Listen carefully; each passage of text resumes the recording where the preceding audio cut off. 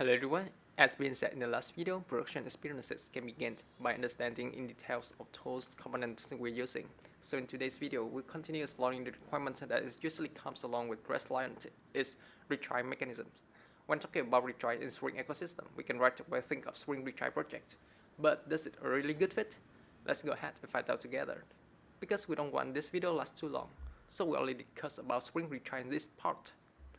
Other things that we want to make clear before jumping directly into the code are: first, Spring Retry supports both imperative style and declarative styles, but we only demo declarative style in this demo.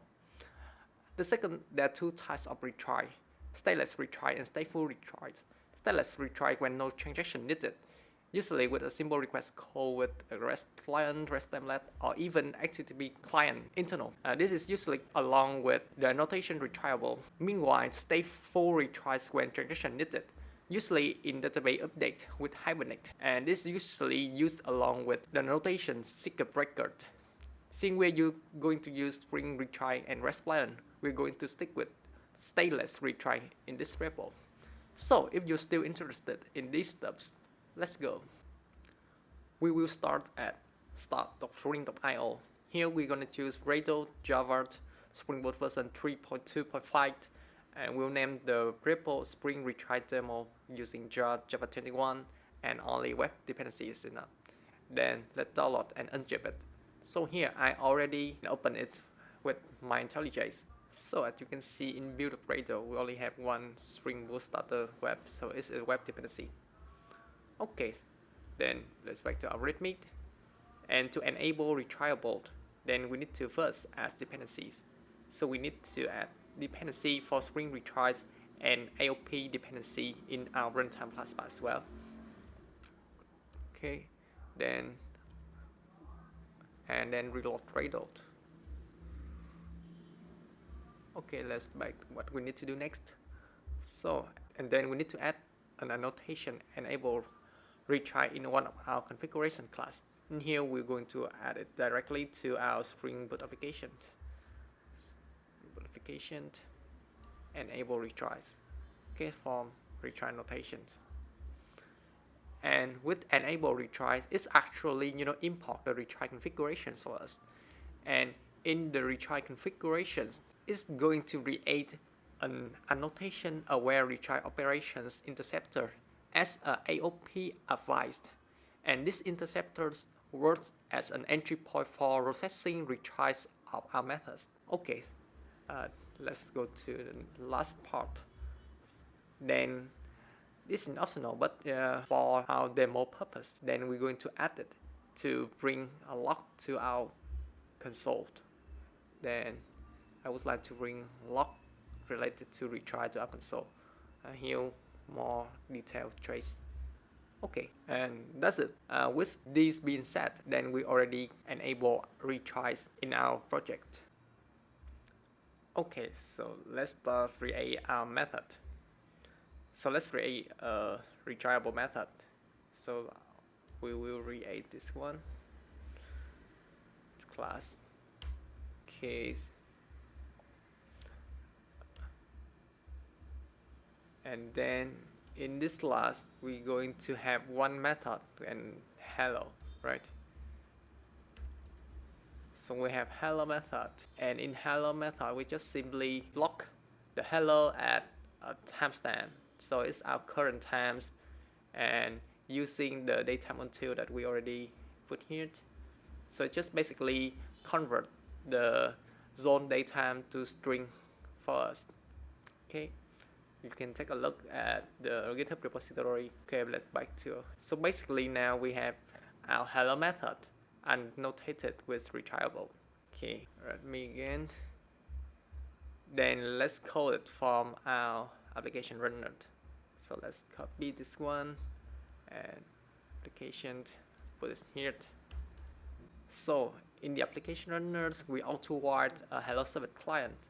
So this is have the server, so it's a bin hello server client. Then when we go into auto write into our application runners, and in that we're going to call our hello method, right? Hello method. In hello method, we're going to log it and return a hello world. And we also log the result of this method here. Okay, first let's check this hello method before we going to run it. So let's put a breakpoint here, and as you remembered, we have enable retries and retry configurations. Then we have the annotation aware retry operation interceptor as well, right? We knew that this interceptor works as an entry point for accessing retries. Then let's put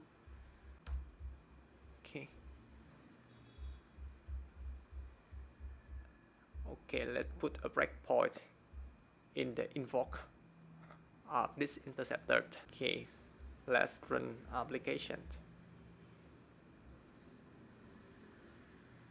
So as you can see now, we are calling to a hello method on a CG of our hello service client. So it's actually a call to annotation aware retry operation interceptor invoke with our hello method as parameter. Okay, next.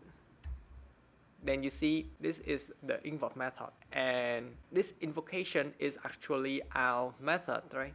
The hello method in the hello service client class. So basically, the CGLib proxy will delegate our code to this interceptor invoke. Then in this interceptor, it's going to create a delegate method interceptor. And as you can see here, this is the method interceptor. It's a type of retry operation interceptors, and we're going to use this retry operation interceptor to invoke our method. Jump directly to here. So this is retry operation interceptor, right? So if we follow the line here, so the line is the retry callback, but we follow the line, we're going to here,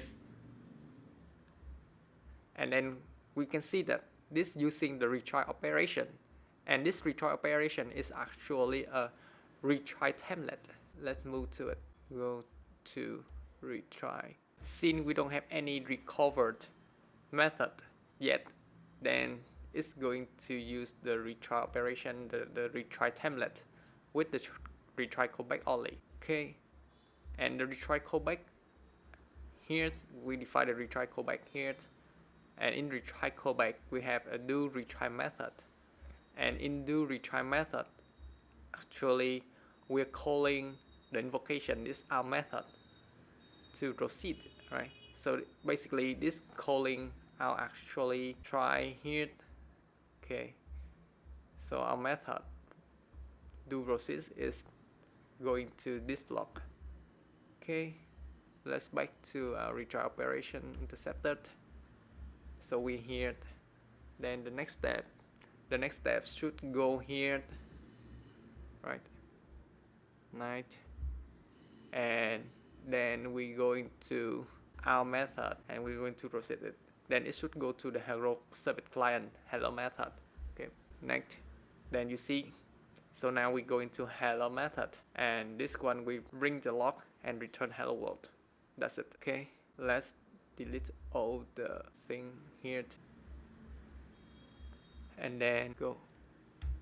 Okay, so you can see we have the retry template because the retry operation intercepted using the retry operation, and this is the rest template. So that's why we saw the block here is from rest template, and we have our retry the first time, the first term, right? The first term, then we get the our block here, and the result from the Spring Retry demo applications hello world. Okay, here, so this is our log from hello service client, and this is our log from Spring Retry demo application. Okay, what next? Readme. So by default, retry will return 3 times for all exception and fall back to the recover method that had the same return type in the same class. Okay, so let's check it by update our hello method throwing the exception. So throwing the exceptions here, hello method. So instead of return, so now we throw an exception, and then let's refresh it. Okay, so you can see that the first a term, the second a term, and the third a term, right? Then we bring hello world, hello, we lock the hello one time, second time, third time, and after 3 times we exhaust it, and then we throw the illegal argument exception, invalid. Okay, so this is the default behavior of Spring Retry, right? Okay, next one. So now let's add a recover method, because we know that it will fall back to the recover method, but this time this recover have the tie in, and let's see what's going to happen. So recover method, so Spring Retry annotation recovered. So now we have this our method, our retryable method had the return type is string, and this one is int. Okay, let's see what's going to happen. So we encountered a cannot locate recovery method, because it's a wrong return type that this method expected, right? Okay, then let's add another recover method, but this time we return a string. Okay, another recover method, and then so after retry 3 times, then it's exhausted and it's going to recover. So then it's going to lock a fallback triggers in recover 2, so we can see fallback trigger in recover 2 and return the hello world backup to our Spring Retry demo application, and then we lock resolve hello world backup from the recovered method. So that's what we expected, right? So we can also include method arguments for recover method, but the order must follow the retryable method. So for example, now let's add 2 arguments for our retryable method. So then we have to do the same thing in our recovered method. So recovered, then if we want to get the information of the name in the retryable method, we should put it here, but we have to keep the order, right? String name first and the int a after. And okay, so we lock it to see it's valid. Okay, then relevant. Okay, and we rerun it. So we see that okay, we successfully passed the argument from hello to the recover method, from hello retryable method to recover method.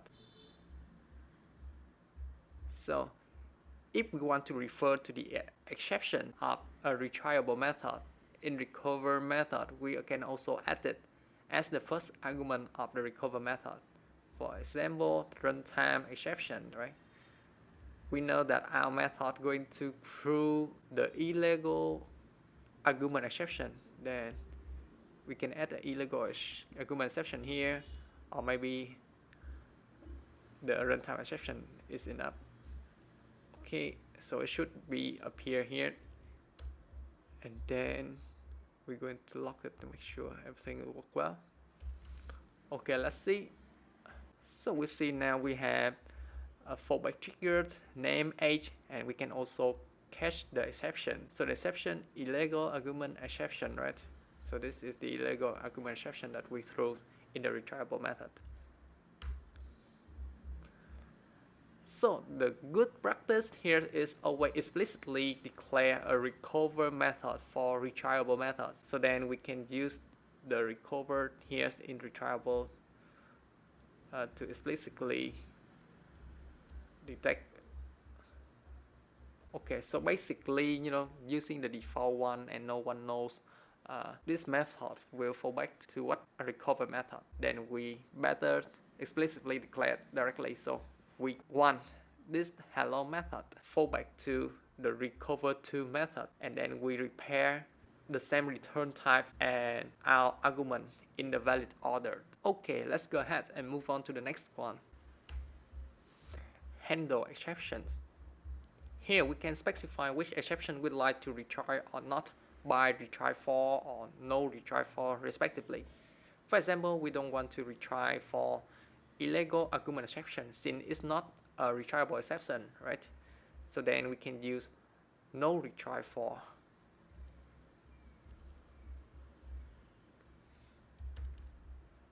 Then run it again. So we see now it's only run one time and fallback right away to recover 2. Right. We also have not recoverable to skip recover. So in this example above, so this one, so even though we disable retry, but it still fell back to recover 2 method. So for example, for this case, for illegal argument exception, we don't want to retry and we don't want to fallback. Then for don't want to retry, we're using a not retry for, no retry for, and we're now going to use not recoverable for fallback. Okay. Then not recoverable, and then let's see. So you see, we try one times and then we throw exception without going to recover 2, right? Okay, next one, retry policy and backup policy. So we can set the number of retries by month a term, and it's always a good practice to explicitly set it. So if you remember, by default we're going to retry 3 times, right? So default is 3, but now let's going to add it to 5. Okay, retryable 5. So first time, second time, third, fourth, fifth. Good. With the retry policy, we can set the backup policy. And the first thing we can do is set a canonical backup by only use the backup with a delay. The default of the delays is 1 second, right? 1000 milliseconds, so it's similar to 1 second. So it's the default one, right? You can see here 21, 22, 23. So it's 1 second. So the default delay is 1 second. And now let's try to increase the delay to 2 seconds. Okay. Back up. Run again. Okay. So the first one is 39, 41, 43, 45. Okay, so it's worked as we expected. We can also set a random backup by using delay together with mask delay. So basically, we can set, for example, our delay is 1 second and the mask delay is 3 seconds. And with this setting, the delay is between 1 second and 3 seconds. Okay. Let's drag it. Okay, the first time 2 seconds, 2 seconds, 2 seconds, 3 seconds, right? And we can set the exponential backup by using the play and multiplier. Here the replay is 1 second and multiplier by 2. Let's try to set the exponential backup. Exponential backup. Okay. So you can see this is our first time, right? And then we wait for 1 second, the delay, 1 second to the second time, and we wait for 2 seconds to the third time, and in third time we wait for 4 seconds. So 2 seconds multiple by 2, then 4 seconds, and 4 seconds multiple by 2, so then 8 seconds. So basically we're going to apply the exponential backup to our retry. Okay, that's so good so far. So note that setback of too short can overwhelm your server, but set too long can increase latency, affect user client experience. Some clients have their own response timeout, and they will obviously give up waiting for a response and receive an error instead. And it depends on our case. And in this demo, let's set it to 1 millisecond. So then we don't have to wait for so long. Okay.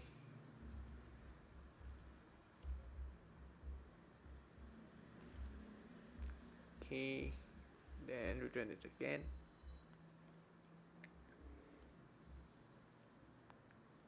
Okay, 100 millisecond, 200 millisecond, 400 millisecond, 800 millisecond. Okay, what as expected. Okay, the last one, custom annotation. Retryable annotation can be used in custom compose annotation to create our own annotation with redefined behaviors. So the simplest way is, I think, just you copy the retryable to our new annotation. Okay, let's create our annotation. Here, going to create our annotation. Annotation. Okay, and then we're going to copy it. We're going to copy the retry here.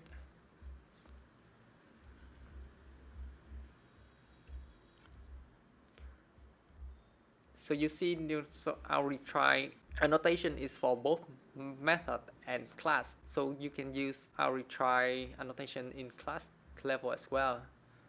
So no problem. Let's copy this one.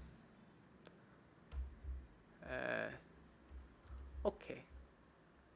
So with this simple setting, now we have our own custom annotation that's use the retryable here. So internal retryable, and then we can apply it to our method here. So basically they are the same, right? Because we just copy it. Internal retryable. Okay, let's run it again to see. Okay. Yeah. 5 times, retry 5 times, and with the exponential backup, 100 millisecond, 200 millisecond, 4, 8.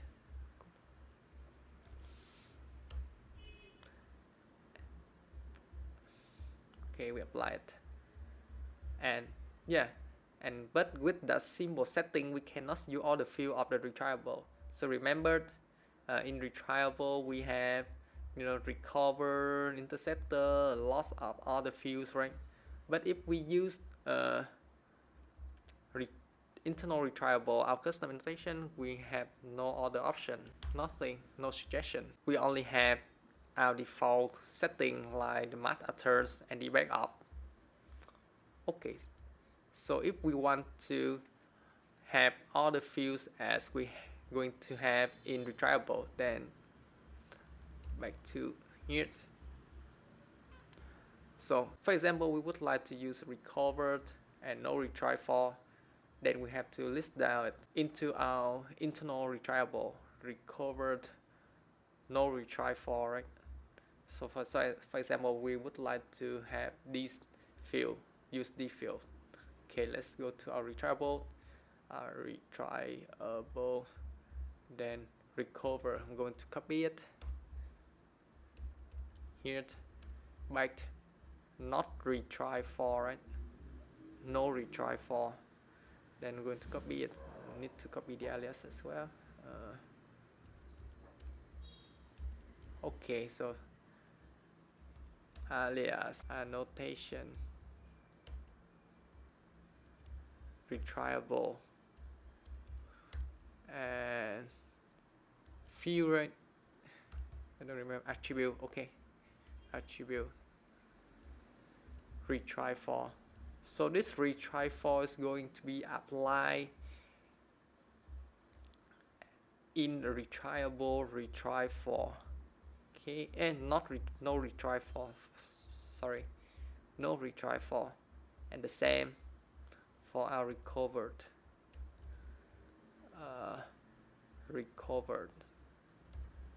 Okay, so with that being said, then we can use it in our internal retryable here. So recovered, remembered, recovered 2, right?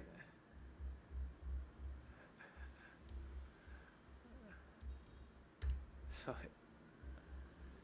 and we have no retry for illegal argument exception, right? Okay, so remember the last time we run, yeah, we even though we don't specify any recover, but yeah, it stick to the default one.